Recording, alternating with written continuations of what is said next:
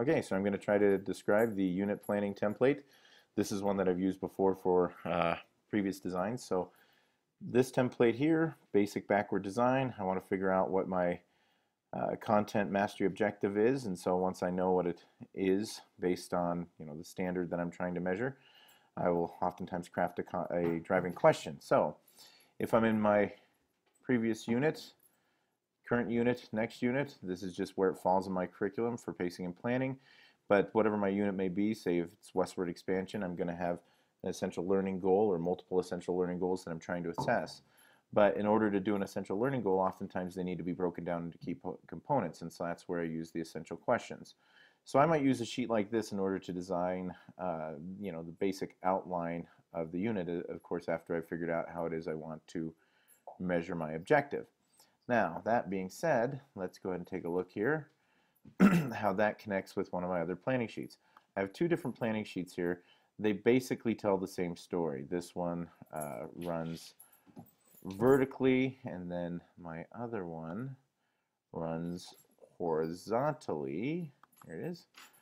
And so this one, just runs side to side. So once I've figured out what my ELG is, and that's again connected to the standard, and I have crafted my driving question, it might be something that's basically, it's not in itself that it's going to have a right or wrong answer, but what it would be is something that's going to help frame the thinking for the student. So in mine, it might be, if it's westward expansion, how does westward expansion reflect the changing face of Americans in the 1800s?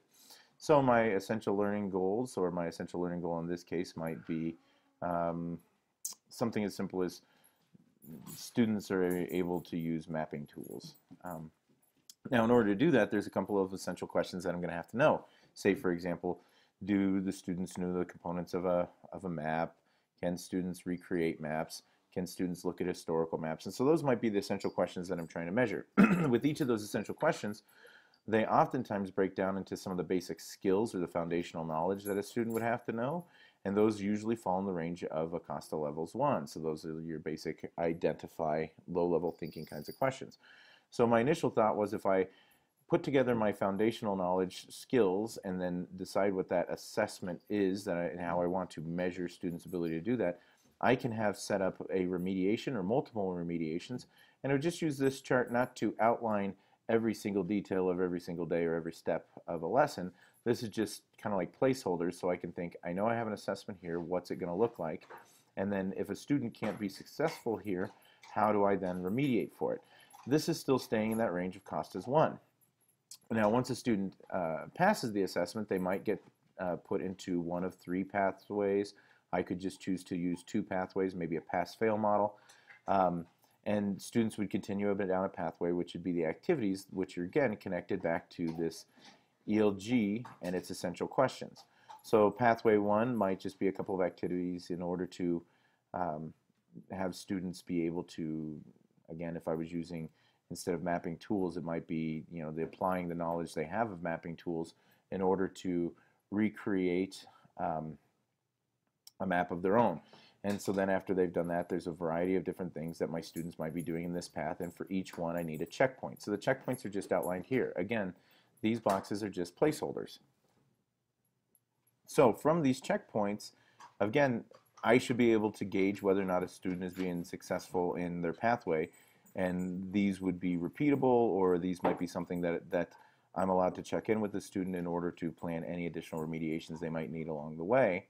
In addition, I'm trying to make it so that way if I'm looking at my planning, if a student is really struggling in one pathway, I might be able to bring them into another one, which allows them to perform similar tasks, but maybe using different modalities.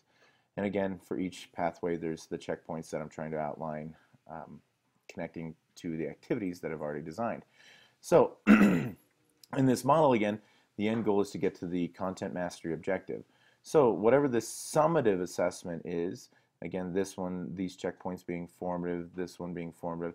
The summative assessment could be approached in multiple ways, or it might just be one way, be it a research paper that includes multiple elements, or maybe it's an option of a research paper, presentation.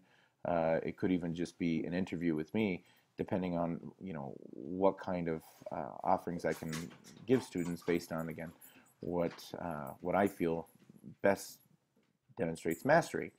So again, while you see that on this sheet, I just need to remind you that in the end, this other planning document is the same setup. It's just running in a vertical fashion. So you have the ELGs, the driving question, the essential questions, same things that we would have seen on the original planning document.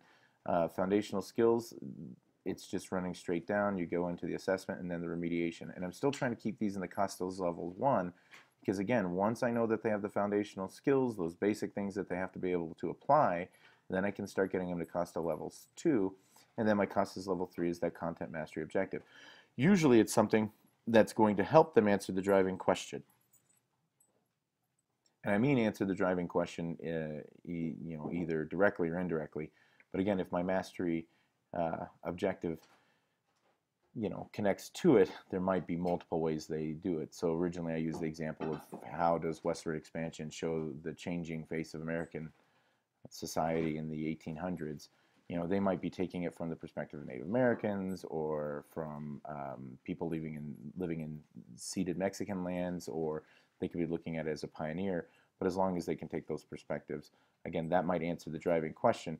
But in the end, maybe my mastery content objective was relating back to the ELG in some different fashion.